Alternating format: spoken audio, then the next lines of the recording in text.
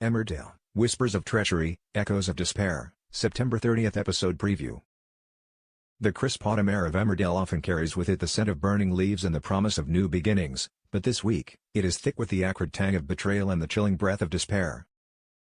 As the sun dips below the dales, casting long, distorted shadows across familiar landscapes, the tranquil veneer of village life is about to crack, revealing the raw, festering wounds beneath.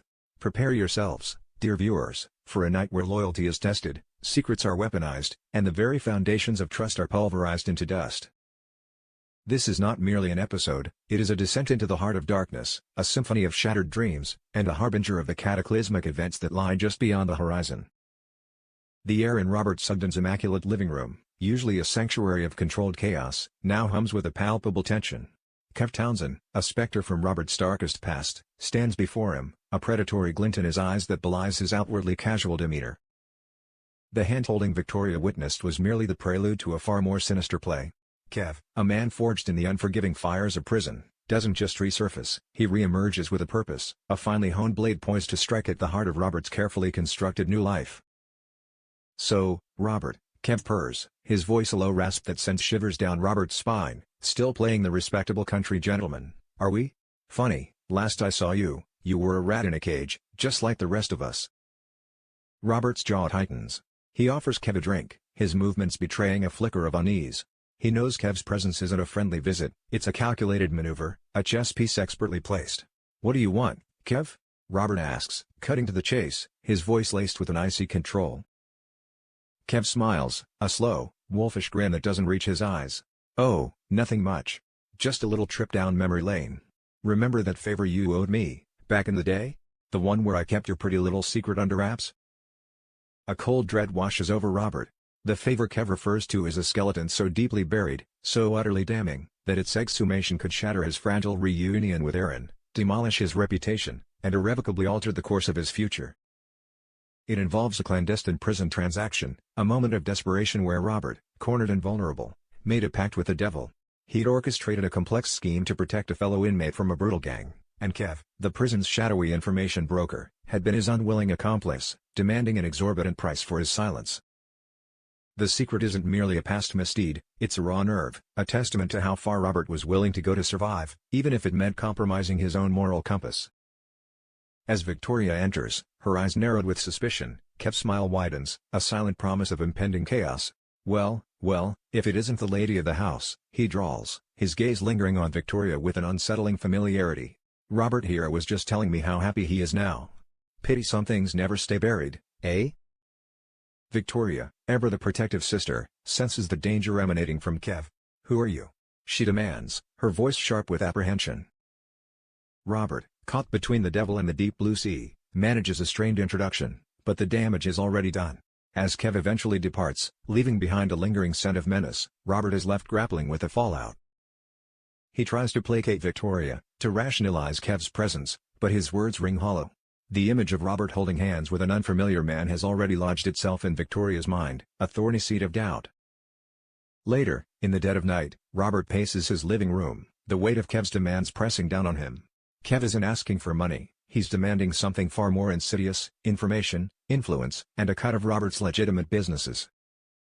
He wants Robert to facilitate a new, lucrative, and decidedly illegal operation right in the heart of Emmerdale, threatening to expose Robert's prison ordeal, a particularly brutal attack he suffered that almost broke him, and which Kev helped him cover up, if he refuses.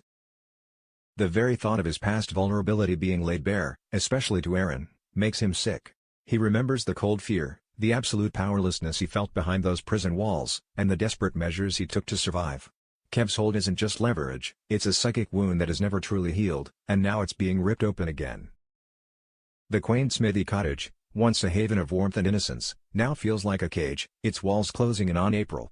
The guilt of her new job for Ray, a shadowy figure whose charm masks a venomous manipulation, is a gnawing ulcer in her stomach. She weaves flimsy excuses for Rona, her innocent lies feeling like a betrayal. April, driven by a misguided sense of loyalty to Dylan and a desperate desire to erase a fabricated debt, has stepped into a labyrinth from which escape seems increasingly impossible. Ray, a master puppeteer, has April tightly bound in his web. He'd painted a picture of stolen goods, a hefty compensation, and a quick solution: dealing. April, naive and vulnerable, believed him, thinking she was protecting Dylan, who remains blissfully unaware of the true depths of their predicament. Ray's latest tactic, the stress relief packet of pills he encouraged April to try after her first deal, has subtly shifted her from a reluctant participant to a potential victim of her own burgeoning addiction. The once bright spark in April's eyes is now dimmed, replaced by a nervous flicker, a constant darting gaze that betrays her inner turmoil. The facade crumbles with brutal suddenness. Dylan, casually strolling near the university halls, freezes. There, amidst the bustling student life, is April, her hand extended, a small package changing hands. The world spins. His heart plunges. He confronts Ray, his voice raw with a desperate plea. "Let her go, Ray. This isn't her. She's just a kid." Ray, with a theatrical sigh, pretends to agree. But his words are a poisoned chalice. "Oh, Dylan, you wound me. But alas, these bosses of mine. They're not exactly understanding. If April walks, I take the fall. And believe me, you don't want to see what happens when these guys get angry." He gestures vaguely, implying a network of violent criminals, a threat subtly woven into the fabric of his concern. He even hints at a particularly brutal past encounter where he lost a finger for a similar transgression, a chilling detail designed to instill terror. Dylan, caught in Ray's carefully constructed trap, sees Ray's fabricated vulnerability as genuine. The thought of Ray, perhaps even April, suffering at the hands of these unseen bosses is too much to bear. He reluctantly agrees, his heart heavy with a terrible compromise. He tries to rationalize it, to tell himself they're simply paying back a debt, a temporary solution. But the truth, a monstrous, hungry truth, is already beginning to devour April's innocence. The clock ticks relentlessly. Ray's demands, fueled by his increasing greed and a shadowy external pressure, escalate like a fever. April, now not just a dealer but a desperate pawn, finds herself juggling the increasingly perilous tasks Ray assigns her. Rona and Marin's absence leaves April in charge of Leo, an innocent beacon of light in her darkening world. A chilling scene unfolds. Under Ray's urgent, whispered instructions via burner phone, April makes a rash decision. She leaves Leo alone, a tiny sentinel in the quiet cottage, while she rushes off to make another delivery, a larger, more perilous one demanded by Ray. The panic in her eyes is evident, a fleeting shadow of guilt, but Ray's menacing voice in her ear overrides it. In her haste, a small, unmarked packet of pills, indistinguishable from the ones Ray gave her for stress relief, slips from her bag, falling silently under the worn sofa cushions. When she returns, the cottage is a scene of utter pandemonium. Sirens wail in the distance, a cacophony of fear. Neighbors mill about, their faces etched with horror. And there, amidst the chaos, is Leo, pale and unresponsive, being loaded into an ambulance. April's world shatters into a million jagged pieces. The image of his small, limp body is seared into her mind, a horrifying testament to her choices. At the hospital, the sterile white walls seem to amplify April's terror. Rona and Marin's faces are masks of anguished confusion, their questions like daggers to her heart. Police officers and social workers, their expressions grim and accusatory, circle her like vultures. Suspicion, sharp and undeniable, falls squarely on April. She feels their gaze, a burning brand of judgment. Ready to confess, to unleash the torrent of her guilt, April opens her mouth. But then, she sees them more police officers, their presence a stark reminder of the legal abyss she's teetering on the edge of. Panic, cold and unreasoning, seizes her. She bolts. The hospital corridors blur as she flees, the desperate need to escape the accusing eyes, the crushing weight of her responsibility, overwhelming her. She finds Dylan, her frantic words spilling out in a torrent of confession. "It's gone too far, Dylan. Everything. I can't hide it anymore." Her voice is raw, choked with tears, a desperate cry for help. Unbeknownst to them, a shadowy figure lurks in the periphery, his face contorted into a mask of rage. Ray. He'd followed April, suspicious of her flight. He overhears her confession, every damning word. The realization dawns on him with brutal clarity: April is a loose cannon, a liability. His entire operation, built on a foundation of fear and coercion, is now on the brink of collapse. He sees not a vulnerable girl, but a ticking time bomb, and a ruthless plan begins to form in his mind. By week's end, April's world is not merely in ruins, it's a desolate wasteland. The truth, however, remains partially concealed, a twisted knot of lies. How much has she truly told her family? And when they finally uncover the full, horrifying extent of her involvement, will their love be enough to bridge the chasm of betrayal, or will it be swallowed whole by the darkness? The question hangs heavy in the air, a chilling portent of the storm yet to break.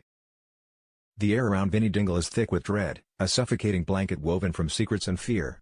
Mike's trial, a looming guillotine, hangs over his head, threatening to sever the fragile threads of his young marriage to Gabby. The thought of Gabby discovering the truth about his past, about Mike's vile blackmail concerning his sexual confusion, is a nightmare he relives constantly.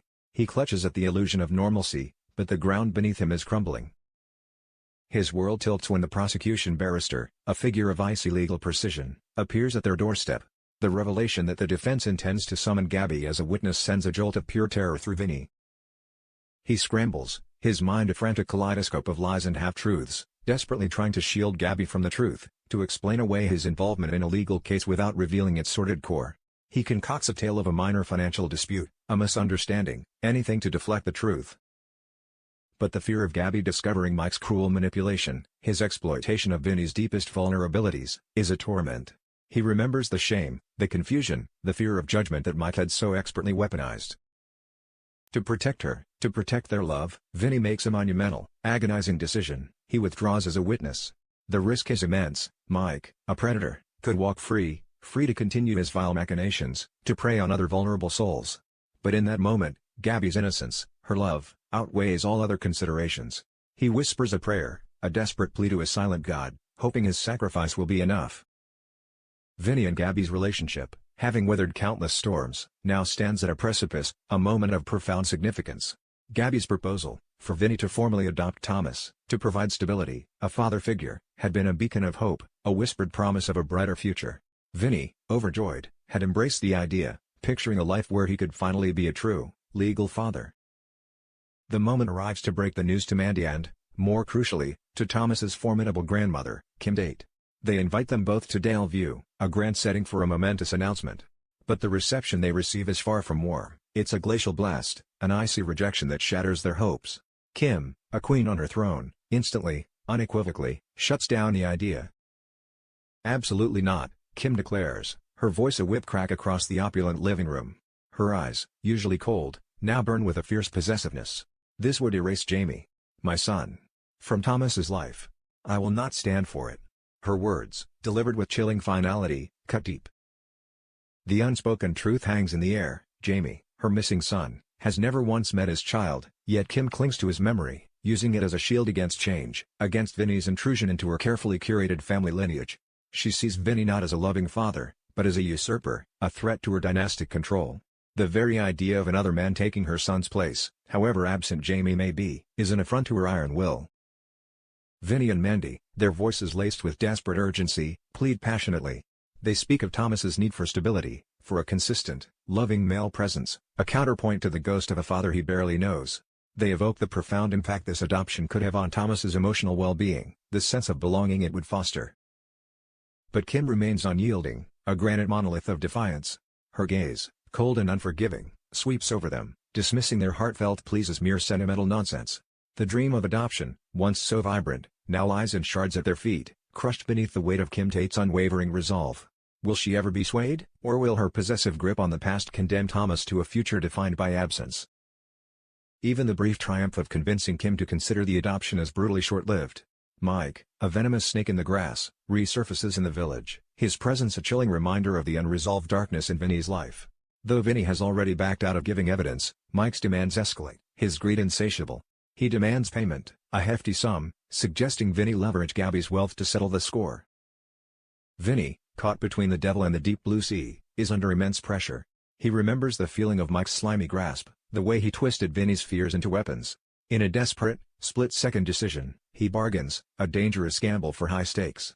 "I'll testify," Vinny says, his voice a strained whisper, "but I'll sabotage the case. I'll make sure you walk free. Just keep Gabby out of it." Mike, his eyes gleaming with avarice, agrees, unaware of the treacherous secret Vinny harbors, a meticulously crafted plan to expose Mike in court, to finally bring his vile reign of terror to an end. It's a high-wire act, a tightrope walk over an abyss.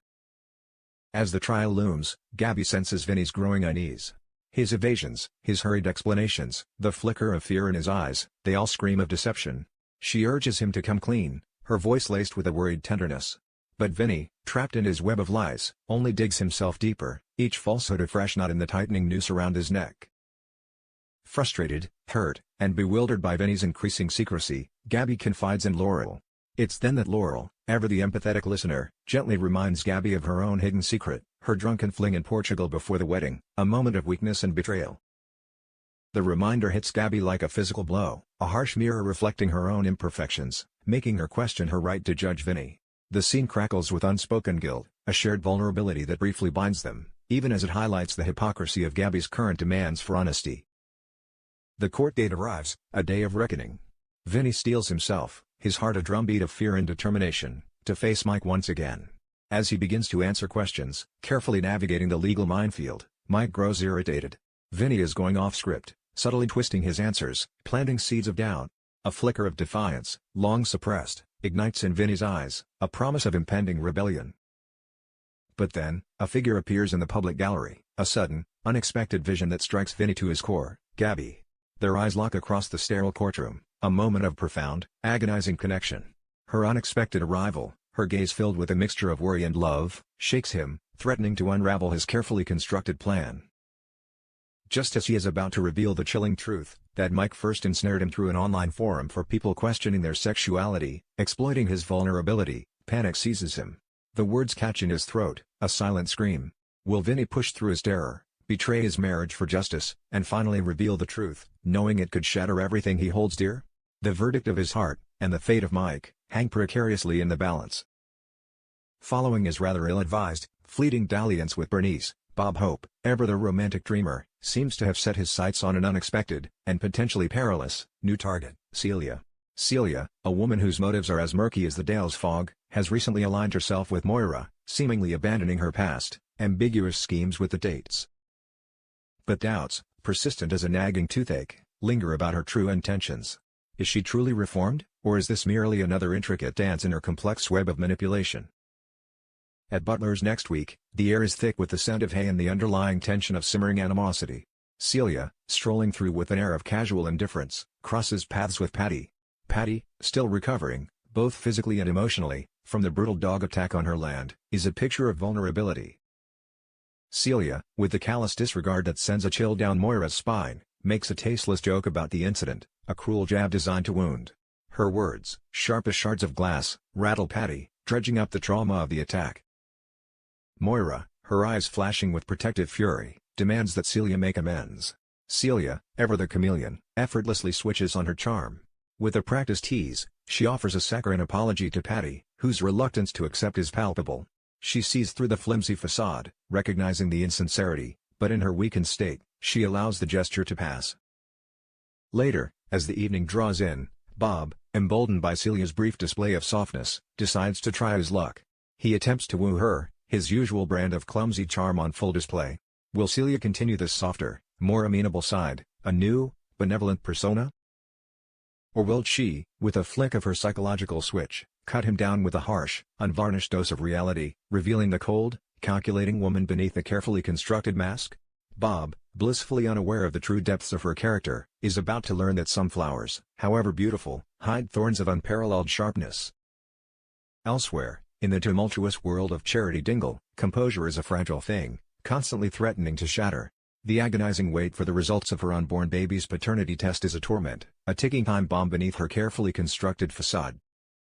Everyone, from the well-meaning villagers to her own granddaughter, Sarah, believes she is carrying a child for Sarah as a surrogate, a selfless act of love and sacrifice. But Charity harbors a dark, terrifying secret, a gnawing fear that the baby could, in fact, be Ross's, the result of a drunken, impulsive one-night stand where she betrayed Mac, her current partner. The weight of this secret, a suffocating shroud, threatens to crush her. Mac, intuitive and observant, notices Charity's increasing awkwardness around Sarah, a subtle shift in her demeanor.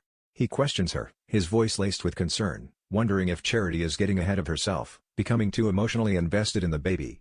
Charity, ever the master of deflection, quickly steers the conversation away, her heart pounding with the fear of exposure. But with the test results due any day, the walls around her secret are crumbling. The truth, like a relentless tide, is rising, threatening to engulf her. How much longer can she keep this devastating revelation hidden?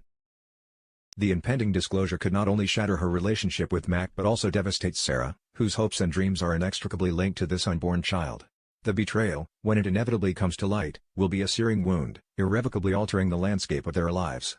Charity, caught in the web of her own making, faces a reckoning that promises to be both brutal and heartbreaking. As the credits roll on this tumultuous episode, the stage is set for a week of unparalleled drama and emotional upheaval. The idyllic facade of Emmerdale has been ripped away, revealing a landscape of shattered trust, desperate choices, and unforgivable betrayals. Each character stands at a precipice, their futures hanging by the thinnest of threads. Will Robert escape Kev's clutches, or will his past finally consume him? Can April ever reclaim her innocence, or is she forever lost in Ray's dark labyrinth? Will Vinny's perilous pact save Gabby, or will it condemn them both? And can Charity's secret remain buried, or will the truth shatter the lives of those she loves most?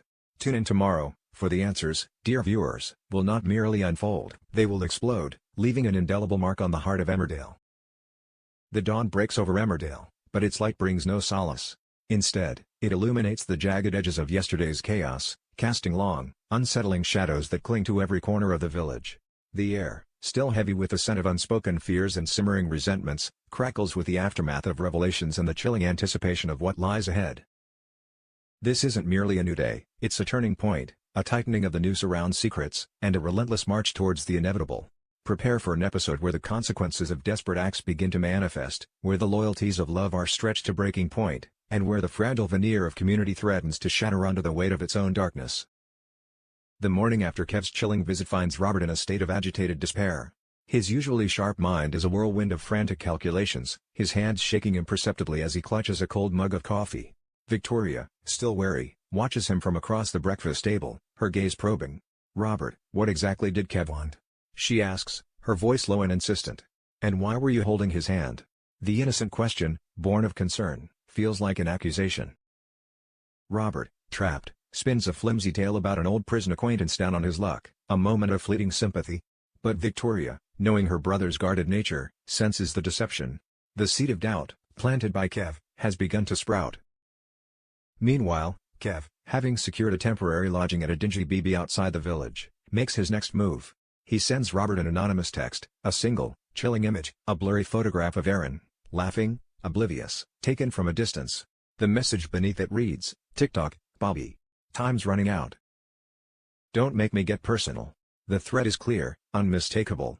Kev isn't just targeting Robert, he's targeting everything Robert holds dear. The favor he demands now is concrete. Robert must provide him with access to the accounts of the haulage company, under the guise of an investment opportunity.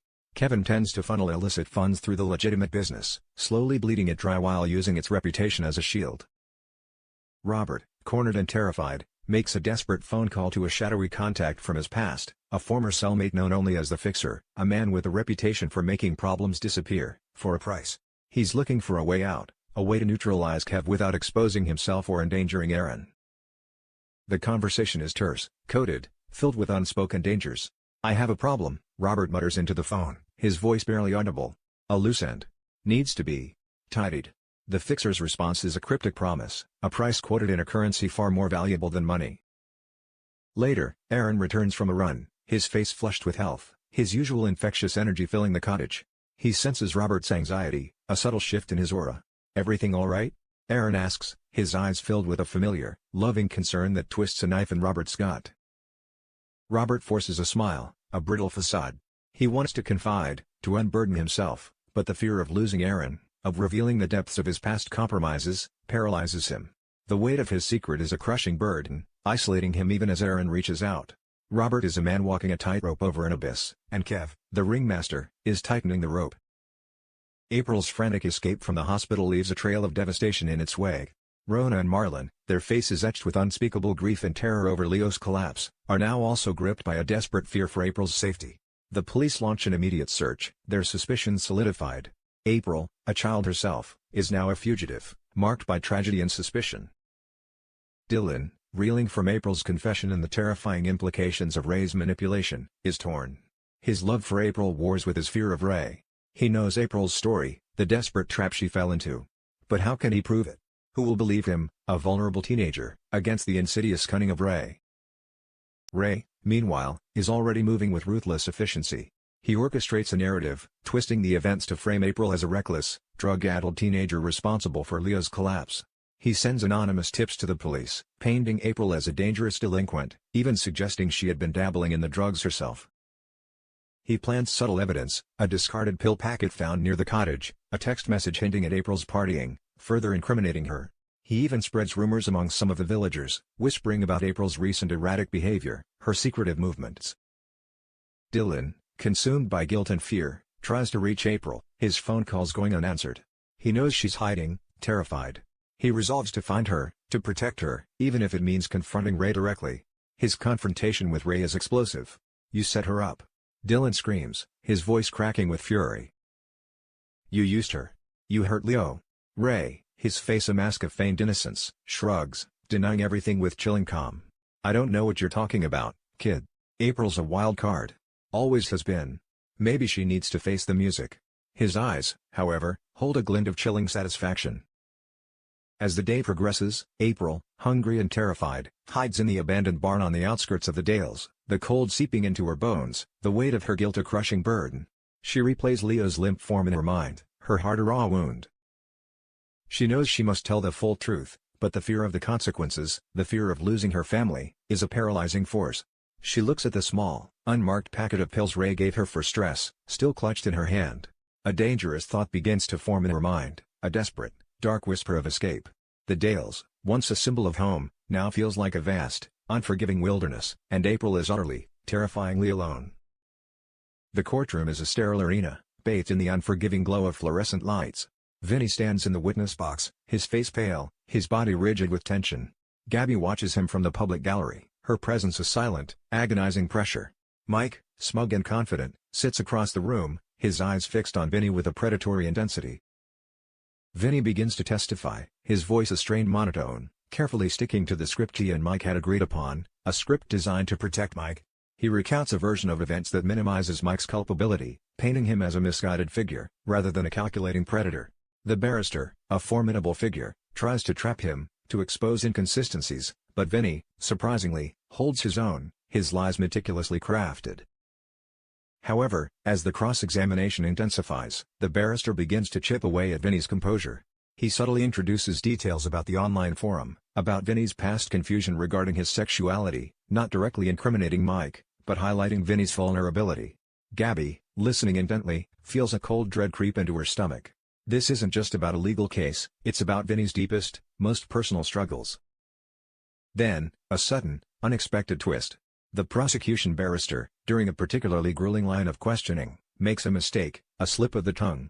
He mentions a specific detail of Mike's blackmail that Vinny had only confided to him in private, a detail not present in any official statements. Mike's eyes narrow, a flicker of suspicion crossing his face. Vinny, however, seizes the opportunity. He looks at Gabby, a profound sense of desperation mixed with determination in his eyes. "Your Honor," Vinny says, his voice suddenly clear, resonating through the courtroom, "there's something I need to confess." The courtroom falls silent. Mike's smug expression vanishes, replaced by a chilling glare. Gabby leans forward, her heart pounding. Vinny, taking a deep breath, begins to unravel the true story, to expose Mike's insidious blackmail, his exploitation of Vinny's vulnerability, the way he twisted Vinny's confusion about his sexuality into a weapon. He reveals the online forum, the manipulative messages, the veiled threats. His words, raw and honest, paint a harrowing picture of emotional abuse and coercion. As Vinny speaks, Gabby's face strains of color. The truth, ugly and painful, is laid bare. Her husband, the man she loves, has been carrying this devastating burden alone. Shame, anger, and a profound sense of betrayal war within her. Mike's face contorts into a furious mask, his betrayal exposed. The barrister, seizing the moment, pounces, using Vinny's confession to dismantle Mike's defense. But Vinny's confession, while a moment of triumph for justice, is a devastating blow to his marriage. When the court recesses for the day, Gabby avoids his gaze, her heart a battlefield of conflicting emotions. "Why, Vinny?" she whispers, her voice choked with tears. "Why didn't you tell me?" The unspoken question hangs heavy in the air. Can their love survive this seismic revelation, this profound act of concealment? The dream of adoption, once a beacon of hope, now feels impossibly distant, perhaps shattered beyond repair. Kim Tate, still seething from Vinny and Gabby's adoption proposal, retreats into the opulent isolation of home farm. The very idea of Vinny adopting Thomas, of a dingle taking her grandson's name, is an affront to her dynasty, a stain on her carefully cultivated legacy. She sees it as a deliberate attempt to erase Jamie, to diminish his memory. She spends the day poring over old photographs of Jamie, her face a mixture of fierce love and chilling possessiveness.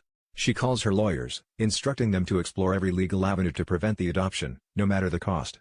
She even contacts old acquaintances, shadowy figures from her past, whispering about ways to discourage Vinny from pursuing the adoption, hinting at methods that fall outside the bounds of conventional legality. Her determination is absolute, her will unyielding.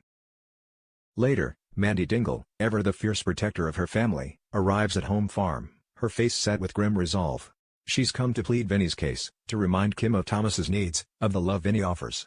"Kim," Mandy begins, her voice firm, "Thomas needs a father. Vinny loves him. Don't you see that?" Kim merely raises an eyebrow, a dismissive gesture. "Love? That's a luxury, Mandy. Thomas needs a proper heritage. A Tate heritage." Her words are cold, devoid of warmth. Jamie is his father. And no Dingle is going to replace him. She brings up a particularly vulnerable memory of Mandy's past, a moment of weakness, using it as a subtle weapon to destabilize Mandy. The conversation quickly devolves into a fierce argument, a clash of wills between two formidable women. Mandy, infuriated by Kim's arrogance and cruelty, threatens to expose some of Kim's own past manipulations, a dangerous game of tit for tat. Kim, however, remains unmoved, a granite statue of defiance. As Mandy storms out, Kim smiles to herself, a chilling, triumphant expression. She believes she has won, that her possessive grip on Thomas's future remains unbroken. But Mandy, wounded and enraged, carries a new resolve, a burning desire to fight for Vinny and Thomas, no matter the cost. The battle for Thomas's future, a bitter clash between love and legacy, has just begun. Bob, nursing a bruised ego from Celia's elusive charms, continues his relentless pursuit. He's convinced himself that beneath her sharp wit lies a hidden vulnerability, a yearning for genuine affection. He tries a new tactic, a grand romantic gesture. He arranges a surprise picnic by the river, complete with a checkered blanket, a wicker basket overflowing with local delicacies, and a carefully chosen bouquet of wildflowers. He even enlists Brenda to help, who, with a sigh of weary amusement, offers some well-meaning but ultimately ignored advice. Celia arrives, an amused smirk playing on her lips. She appreciates the effort, but her eyes hold a glint of calculating amusement, not genuine warmth. She allows Bob to woo her, to tell his heartfelt stories, to serenade her with his terrible singing. She laughs at his jokes, a melodious sound that, for Bob, sounds like a chorus of angels. He is utterly captivated, completely oblivious to the carefully constructed performance she is putting on. During their picnic, Celia subtly steers the conversation towards Moira and Butler's farm. She mentions a potential investment opportunity in the farm, hinting at an expansion plan, a seemingly legitimate venture. Bob, blinded by his infatuation, eagerly offers his support, his uncritical enthusiasm shining through. He even offers to talk to Moira on her behalf, believing he's helping his new love interest. He sees it as an opportunity to impress her, to show his value. Unbeknownst to Bob, Celia's investment opportunity is merely a front, a clever ploy to gain access to Butler's financial records, to uncover any vulnerabilities that could be exploited. She sees Bob not as a potential lover, but as a naive pawn, a useful idiot in her new, intricate scheme. As the sun sets, casting a golden glow over their picnic, Bob believes he's making progress, that he's charming Celia.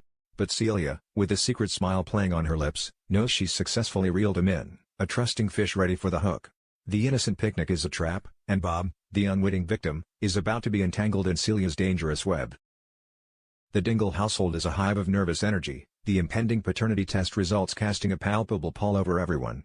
Sarah, excited and a little apprehensive, talks incessantly about the baby, about names, about nursery decorations, her innocent dreams a painful counterpoint to Charity's deepening dread. Mac, ever the doting partner, tries to soothe Charity, but her unease is a tangible thing, a subtle tremor beneath her forced smiles. Charity spends the day in a state of heightened anxiety, jumping at every ring of the doorbell, every notification on her phone. She tries to busy herself, cleaning, cooking, anything to distract from the unbearable weight. But her mind races, replaying the night with Ross, the drunken abandon, the moment of betrayal. She can still taste the cheap wine, feel the guilt gnawing at her. Then, the doorbell rings. A delivery. Charity's heart leaps into her throat. It's the envelope. The results. Her hands tremble as she takes it, the official seal a stark reminder of the truth it holds. She retreats to her bedroom, the heavy envelope leaden weight in her hand. She tears it open, her eyes scanning the words, her breath catching in her throat. The verdict. A gasp escapes her lips, a mixture of shock and profound despair. The truth, finally revealed, is not what anyone expected. It's a twist that sends a shockwave through her, a truth far more complex and devastating than she could have imagined. Her carefully constructed world, her desperate hopes for a future with Mac and Sarah, are suddenly hanging by a thread. The weight of her secret, once a burden, is now a crushing avalanche, threatening to bury her completely. Outside the door, Mac, sensing her distress, calls out, "Charity? Everything all right? What do the results say?" His voice is filled with hopeful anticipation, unaware of the bombshell that has just exploded within the room. Charity stares at the document, her mind a blank canvas of horror. How can she tell them? How can she possibly explain this? The storm, long brewing, has finally broken, and Charity Dingle is standing at its eye, utterly alone and utterly lost. The Dales, in this moment, holds its breath, waiting for the truth to be unleashed, for the lives intertwined with Charity's secret to be irrevocably altered. And that's all for today's episode, a dramatic canvas, interwoven with dark and bright strokes, painting an Emmerdale that is not just a peaceful rural village but a battleground of destinies, where people face the harshest trials. As a filmmaker and a writer, I believe that every story, no matter how fictional, contains profound messages, valuable lessons that we can carry into real life. Today, we witness the threads of fate being woven, knots being tightened, and the flames of truth beginning to ignite. From the burden of the past weighing on Robert, to the collapse of an innocent childhood like April's, or Vinny's struggle between love and justice, to the hidden tragedy behind Kim's desires for family and Charity's shocking truth, each story is a mirror reflecting the complex facets of human nature. This episode once again emphasized that lies, no matter how skillfully concealed, will eventually find a way to be exposed. Robert hid his guilty past with Kev, April hid her trading activities, Vinny hid the truth about Mike, and Charity kept the shocking secret about the baby. Each character thought they were protecting themselves, or their loved ones, by concealing the truth. But what they received in return was not peace, but a growing psychological burden, an increasingly complex web of lies, ultimately leading to unforeseen consequences. Vinny's story is a prime example. He could have continued to hide the truth about Mike to protect Gabby, but the burden of that secret almost suffocated him. The moment Vinny decided to confess in court, knowing it could destroy his marriage, was a moment of liberation and courage. It teaches us that truth, no matter how painful, is the only path to freedom and inner peace. And sometimes, taking the risk to speak the truth is the most powerful act of love. April and Bob are two characters who clearly became victims of manipulation. April, in her innocence and desire to help Dylan, fell into Ray's cunning trap. Ray, a wolf in sheep's clothing, exploited her vulnerability and kindness to serve his dark purposes. The lesson here is that we must always be vigilant, especially when faced with overly tempting offers or individuals who appear too perfect. Trust, once misplaced, can lead to irreparable tragedies. Similarly, Bob, in his blind infatuation, became a pawn in Celia's game. Celia, a scheming and calculating woman, exploited Bob's gullibility to carry out her dark plan. Bob's story is a reminder that love can blind us, but we should not let it cloud our reason. Always keep a cool head and a warm heart, and never forget to judge people by their actions, not just by sweet words. Amidst all the chaos and tragedy, Emmerdale has always been a place where the power of family and community is emphasized. Rona and Marlon, despite their grief for Leo and worry for April, relentlessly searched and fought for their children. Mandy, with her indomitable Dingle fighting spirit, stood up against Kim to protect Vinny and Thomas. These invisible but strong bonds are anchor, a beacon in the storm. Although there are conflicts and misunderstandings, ultimately, family is where we return, where we find forgiveness and unconditional love. However, the episode also raises questions about the limits of forgiveness and the endurance of relationships when faced with shocking secrets. Will love be strong enough to heal the deep cracks caused by deceit and betrayal? As a director, I always want to breathe life into every scene, every line of dialogue, so that the audience not only watches but also feels. The fictional details woven into the episode are not just for shock value or dramatic effect, but to more clearly depict the characters' inner struggles. April's desperate gaze as she held the packet of pills, the tremor in Robert's voice as he called the fixer, or Kim's cruel coldness when mentioning Jamie, all these details were created to delve deeper into the characters' psychology, making them more vivid and authentic in the eyes of the audience.